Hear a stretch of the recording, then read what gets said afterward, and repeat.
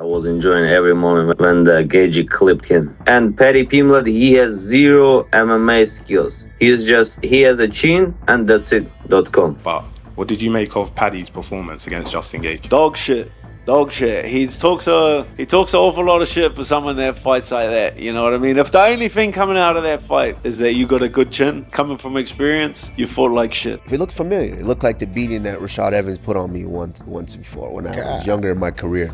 Well, not to that extent. Like, I'm always so respectful of people, but this is why you don't fucking talk shit. Like, that shit bothered me very bad. So, it's been a couple of days since Paddy Pimblett fought Justin Gaethje, and we all saw the visible damage Paddy took during the fight. Especially at the start of the 5th round, Paddy's face was far more battered than Gaethje's. But now we have a glimpse of the full extent of the damage Paddy received because yesterday Paddy's wife shared images of the aftermath, probably 3 days post-fight, and Paddy's face looks rough. In one of the photos, his eyes are bright red and swollen shut. You can call this the Justin Gaethje effect. Several fighters who have gone to war with Gaethje in the past, such as Tony Ferguson, Michael Chandler, Rafael Fiziev the first time, and now Paddy Pimblett, all had rearranged faces afterward. Now yesterday, Paddy did break his silence and released a long statement on his Instagram where he thanked his fans for the support. He said, "I'm all good, no injuries. Went into the fight feeling amazing. Had a great camp and an easy weight cut, no excuses. The better man won that night. Justin Gaethje, congratulations, brother. It was an honor to share the cage with such a legend. Go get that undisputed title, your career deserves it. Hopefully we can run it back for the undisputed because I still know it's in my destiny to win that gold." Now moving on, usually when a fighter takes this much damage in a single fight, fans are concerned about the long-term effects it could have, possibly shortening their career. However, Dana White said at the post-fight press conference that he doesn't feel that that's the case for Paddy Pimblett. Is it something that concerns you to see a fighter that takes as much damage as early? As Paddy did tonight? Yeah. Yeah. He got dropped a bunch of times. Obviously took some big shots from a guy who knocks everybody out. But I don't know if that, if it's going to... You could say the same thing about Justin Gaethje. How was his chin going to be after the Max Holloway fight? So it's tough to tell. You don't ever want to see guys take too much punishment, but I don't know if tonight, affected Paddy's, longevity in his career at all. He showed tonight that he's tough, he's durable, and he could take a punch. Former middleweight champion Robert Whittaker also shared a similar sentiment as Dana White. Whittaker says that Paddy is young enough to bounce back from a war such as the one in the Gaethje fight. Everyone said it. Paddy's heart. Oh, bro. The grit of this kid. I don't care that he lost the fight. He comes back and murders like most guys. Yeah. Like anyone that doesn't have the grit. Like obviously everyone, like myself and everybody else, is worried about how much a fight like this takes out of you. But he's super young. Yeah. Like, you know what I mean?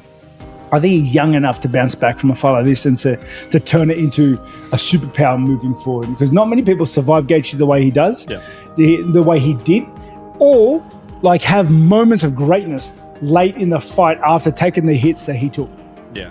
Whittaker also advised Paddy to take a step back in the level of competition for his next fight. Take on someone outside of the top 5 to get back in shape.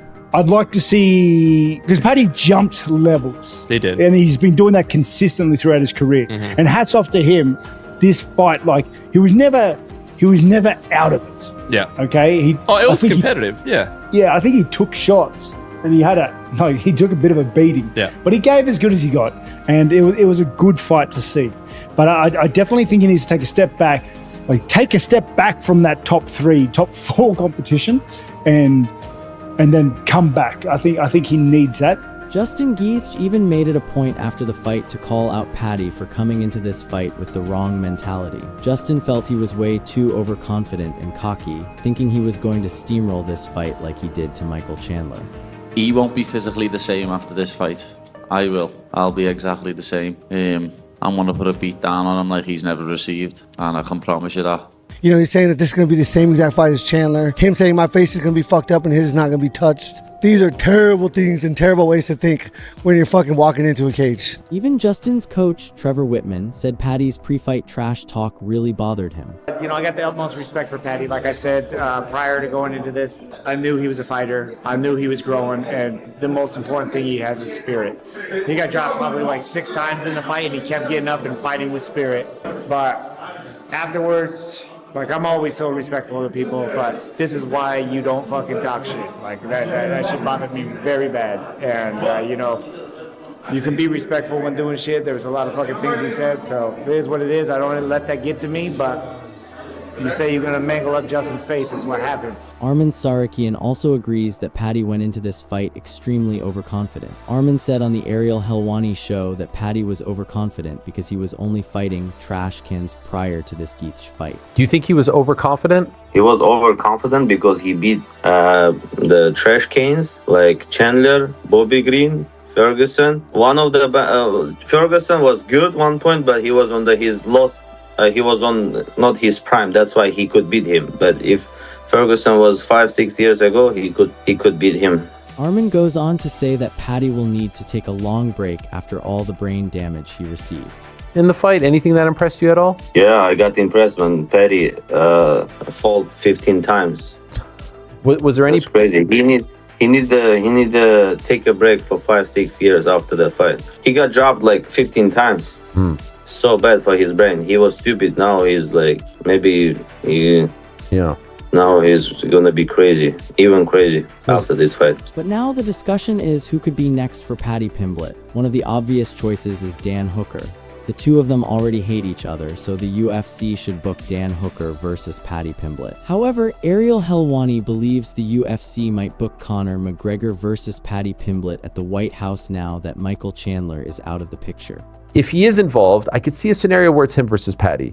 If it's not Chandler, I think it should be Chandler number one. If it's not Chandler, Paddy's probably number two at this point.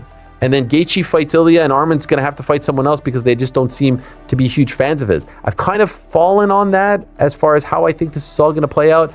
But of course, it can twist and turn a million different ways between now and then. Paddy's a big-time draw. Dana White said afterwards that this exceeded expectations by double. And we'll see what that means for Saturday, 325. But I feel like of the realistic options and of the potential winnable options, Paddy's probably the best one. The fact that he didn't win that fight, the fact that he's not a champion as opposed to Justin Gaethje, I actually feel like increases his chances of getting this fight. Now with the lightweight title picture being in unknown territory for now, Arman Sarakian has hinted that he might drop down to featherweight. Me versus Gaethje in White House. If Tapuria is coming, Gaethje versus Tapuria, me fighting with anybody that they tell me, or me versus Gaethje, Tapuria is going up, or I'm not getting Gaethje, I'm not getting anybody. I'm gonna try to get the title 145. Really? Yeah, what I can do. Volkanovski was asked about Arman moving down and said he'd be down to fight him, as it would be great for his legacy. If you saw this, but Arman Sarakian was on Ariel show and said he wants to drop to 45 and fight for the title. Curious if you have any thoughts on Arman potentially trying to cut that sort of weight and fighting you and what that could do. Yeah, I mean, like I love challenges. He would obviously be a tough challenge. If he could get down there, that would be definitely a tough challenge. If he was to come down, like that's a challenge. So that'll be definitely something. And I feel like my takedown defense is pretty solid, so that'll definitely be a fun one. Justin Gaethje has said he'd rather face the winner of Max Holloway versus Charles Oliveira if Ilia Topuria is unable to fight by the time the White House event comes around.